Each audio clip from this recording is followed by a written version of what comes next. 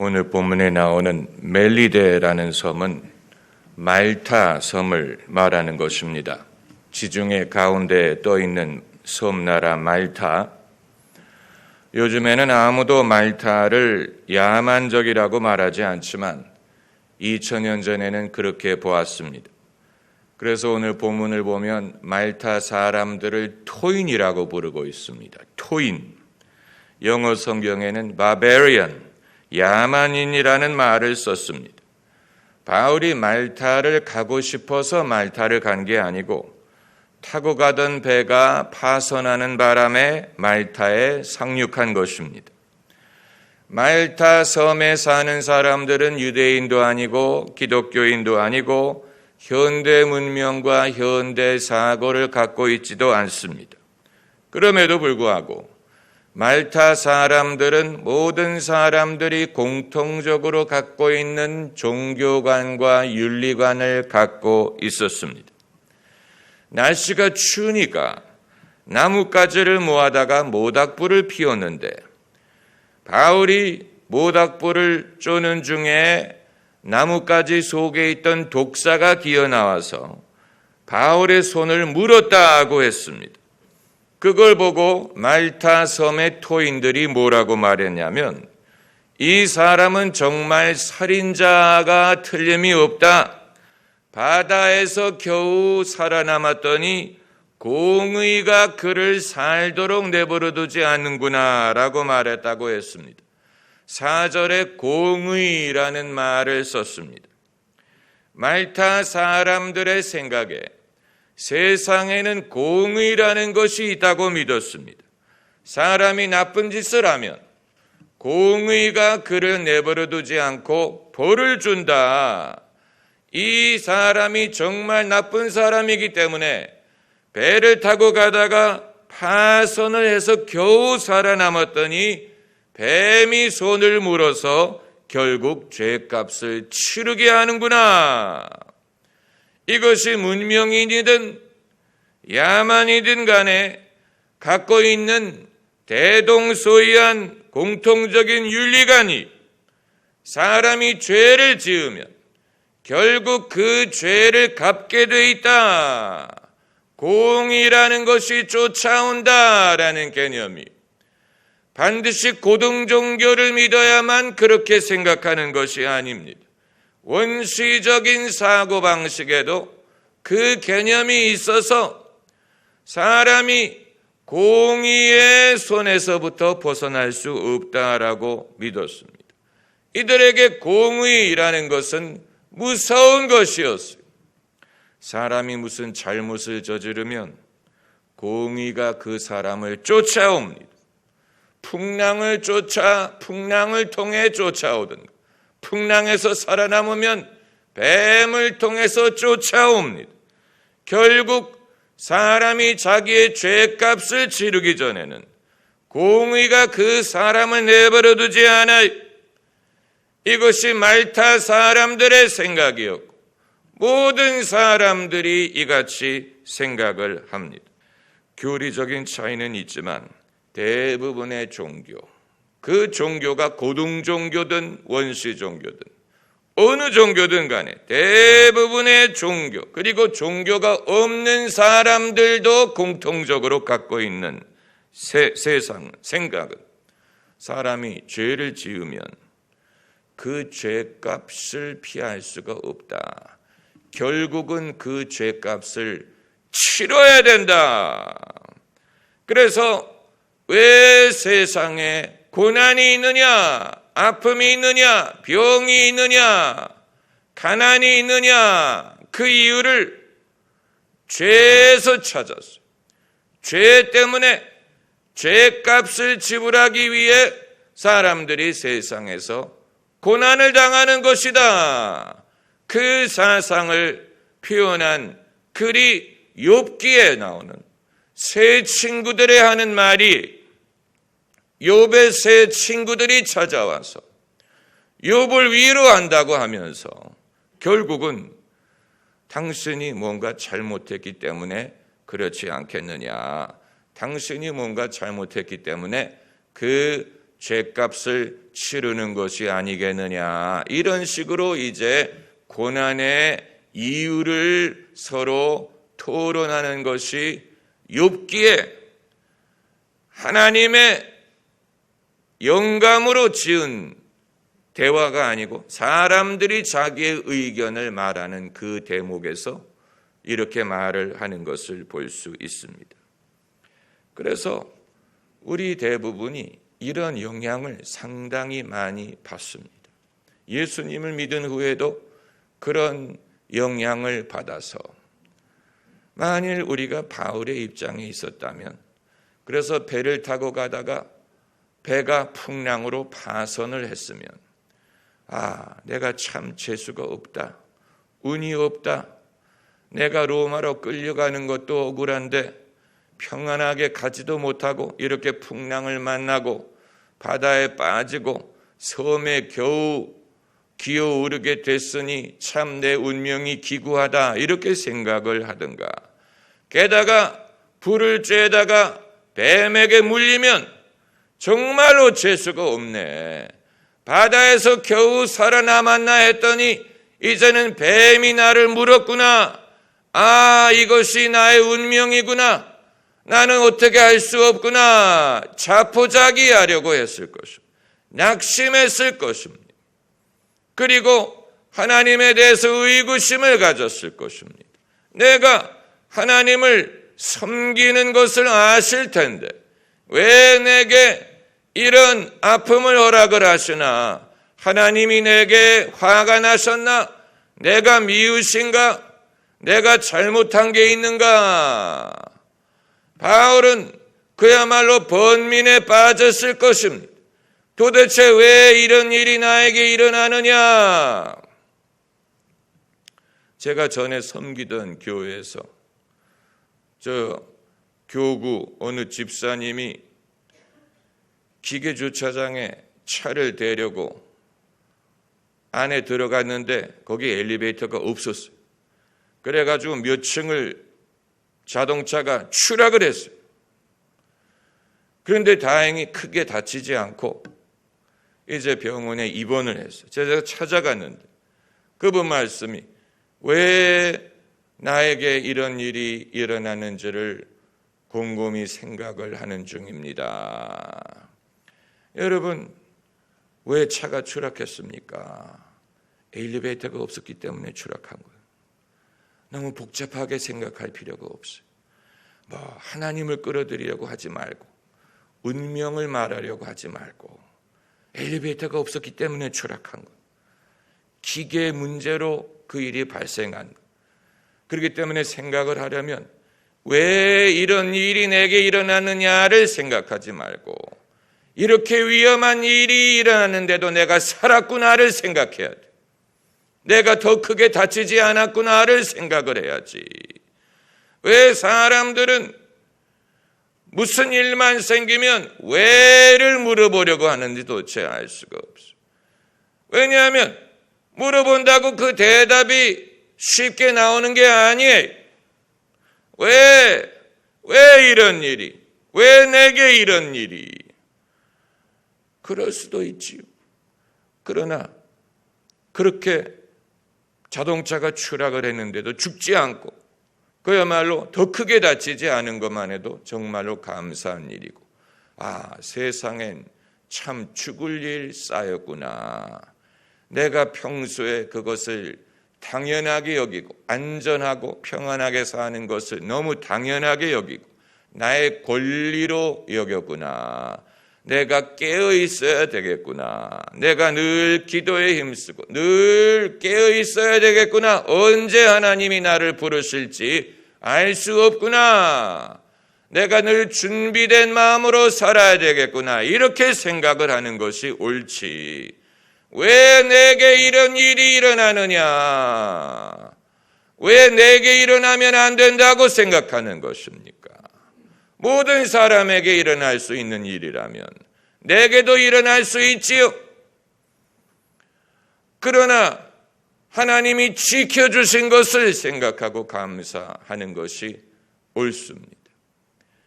여러분, 예수님의 제자들도 똑같은 질문을 했어요. 나면서부터 소경된 자를 보고 제자들이 예수님께 여쭤봤어요.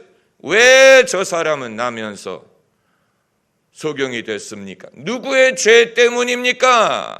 부모의 죄 때문입니까? 본인의 죄 때문입니까? 왜 저 사람이 나면서부터 소경이 됐습니까? 이것이 인간의 종교의 한계. 왜를 물어, 왜를 대답함으로 해답을 얻으려고 하는데 예수님은 전혀 그들이 기대하지 않던 말씀을 하셨어요. 부모의 죄도 아니고 본인의 죄도 아니고 그에게 하나님의 하시는 일을 나타내기 위한 것이다. 전혀 생각하지 않던 질문을 하셨죠. 그러니까 과거에서 어떤 응답을 찾으려고 하지 말고 이런 일이 있다는 것을 받아들이고 그리고 이제 여기에서 하나님이 이 일로 인해 어떤 일을 하실 것인가를 바라보아야 됩니다. 내 모습 이대로 받으옵소서.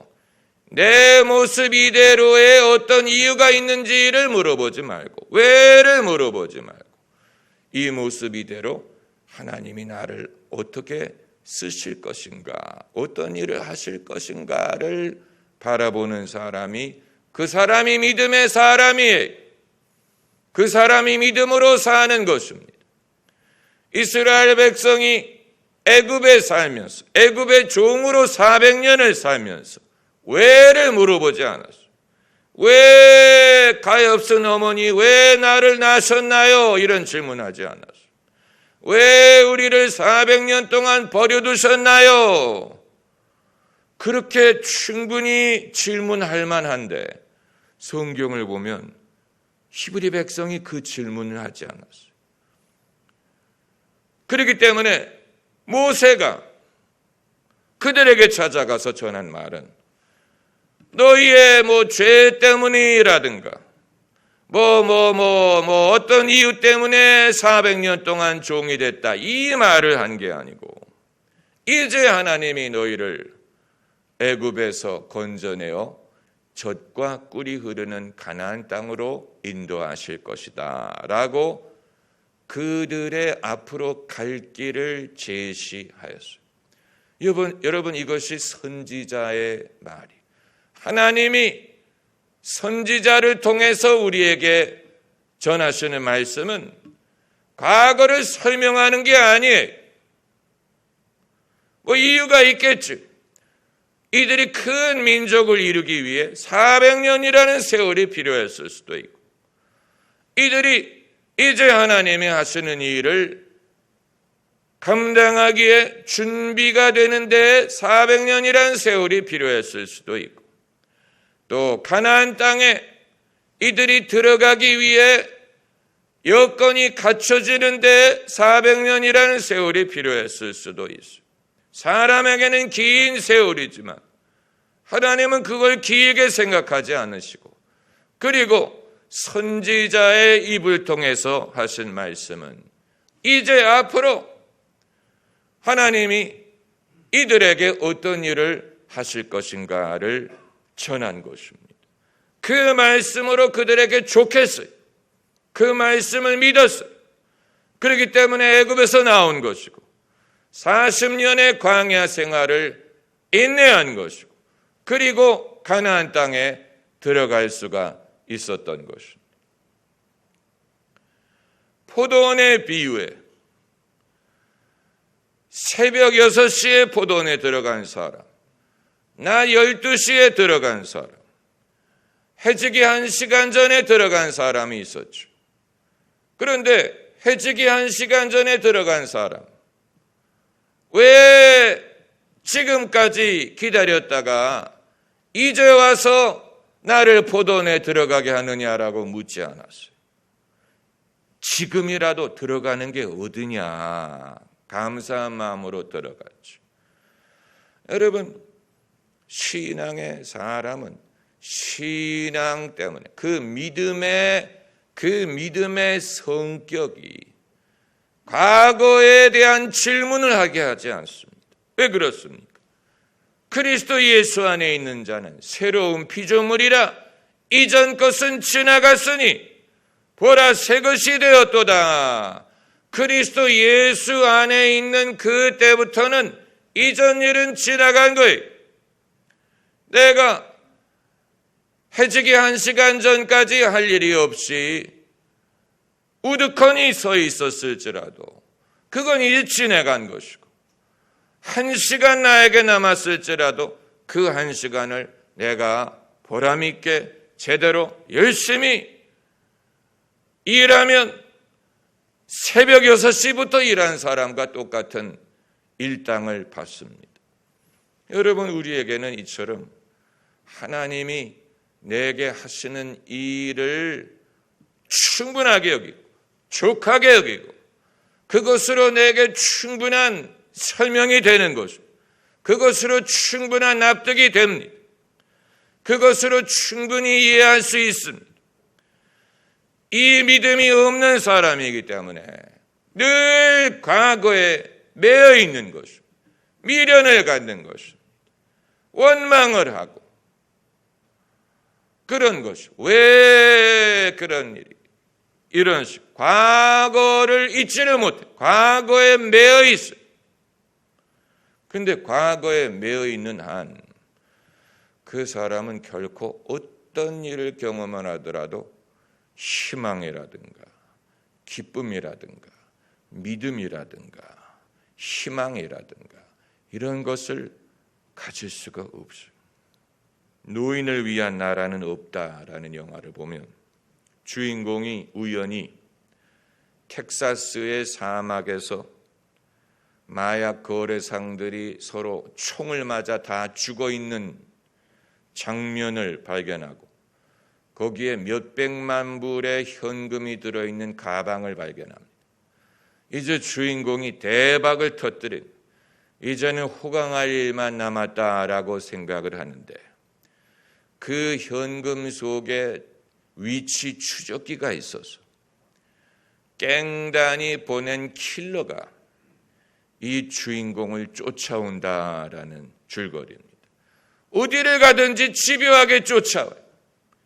밤중에 빈 거리에서도 뚜벅뚜벅 이 사람을 쫓아오고 밤중에 호텔의 복도에서도 이 사람을 쫓아오고 섬뜩한 얘기지. 공의가 죄인을 쫓아오는 것도 이와 같으리라고 봅니다. 대부분의 종교는 인간을 쫓아오는 공의를 피할 길이 없었어요. 결국은 죄값을 치를 것이다라고 생각을 했을 거예요. 유일하게 죄인을 쫓아오는 공의로부터 사람을 건져주시는 분이 예수님. 그렇기 때문에 우리가 예수 그리스도를 믿는 것입니다. 할렐루야. 예수 그리스도를 믿는 신앙이 다른 종교와 결정적으로 다른 것은 예수님은 우리에게 선하게 살아라, 착하게 살아라 라고 가르치기 위해 오신 분이 아니에요. 만일 그것이 예수님의 목적이었다면 그렇게 가르치는 종교는 기독교 이외에도 많아요. 예수님이 오신 이유는 사람이 죄를 지었는데 갚을 길이 없는 죄값을 대신 지불함으로 인간을 쫓아오는 공의로부터 사람을 건지기 위해 오신 것입니다. 예수님이 우리를 무엇으로부터 속량했다라고 했는지 아세요? 죄로부터 속량하지 않았어요. 예수님이 우리를 무엇으로부터 속량하셨느냐? 율법의 저주로부터 속량하셨어요. 율법의 저주로부터 우리를 속량하셨어요.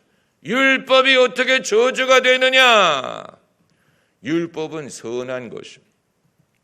그러나 사람이 율법을 지키지 못하는 순간부터 율법은 빚쟁이가 되는, 공의가 우리를 쫓아오기 시작하는, 그렇기 때문에 율법을 저주라고 부르는, 이 율법의 저주에서 예수께서 우리를 속량하신 그 요구를 당신이 대신 채워주심으로 이제는 공의가 우리를 쫓지 못하게 됐어요. 우리는 더 이상 빚쟁이의 독촉을 받는 빚지은 사람의 입장이 아니. 그래서 오늘 본문을 보면 사도 바울이 풍랑에서도 살아남고 또 뱀이 물었는데도 멀쩡했다라고 했어요. 뱀을 떨어버렸, 아무 이상이 없었다고 했어요. 이 말타의 토인들이 바울이 이제 퉁퉁 부어서 죽을 줄로 기대하고 지켜보고 있는데 바울이 멀쩡한 것을 보고 생각을 바꿔서 바울을 신이다라고 말했다고 했습니다. 바울이 신인 건 아니에요. 그러나 하나님만이 하실 수 있는 이 일을 바울이 보여준 것입니다. 여러분, 예수 그리스도에 대한 믿음이 없는 사람은 뱀이 내 손을 물고 있을 때 그걸 떨쳐버리지 못합니다. 이건 내 운명인가 보다, 내 죄값인가 보다, 이제 내가 이걸 피할 길이 없구나라고 자포자기하지. 바울처럼 뱀이 그 손에 매달려 있는데 담대하게 떨쳐버리고 아무 해도 받지 않았다라고 해서 이게 믿음의 사람의 모습이. 풍랑을 왜 하나님이 허락하셨는지는 알 수 없어요. 왜 뱀에게 물리는 것을 허락하셨는지 알 수 없어요. 바울의 죄 때문이 아니에요. 하나님이 노하셨기 때문이 아니에요. 살다 보면 그런 일이 생겨요. 살다 보면 풍랑도 생기고 뱀에게 물리는 일도 있어요. 그런데 믿음의 사람의 차이점은 풍랑을 만났어도 살아남고 뱀에게 물렸어도 멀쩡할 수 있는 것입니다. 그것이 그리스도 예수 안에서 우리에게 주신 성도의 능력이에요. 이 능력은 믿음으로 말미암습니다. 여러분에게는 이런 능력이 있습니까? 이 능력은 믿음의 담대함으로부터 말미암는 것입니다. 만일 뱀이 물면, 안 물면 더 좋지만 만약에 물더라도 떨쳐버리세요. 그냥 예수님의 이름으로 떨쳐버리세요. 그리고 아무 애도 받지 않습니다.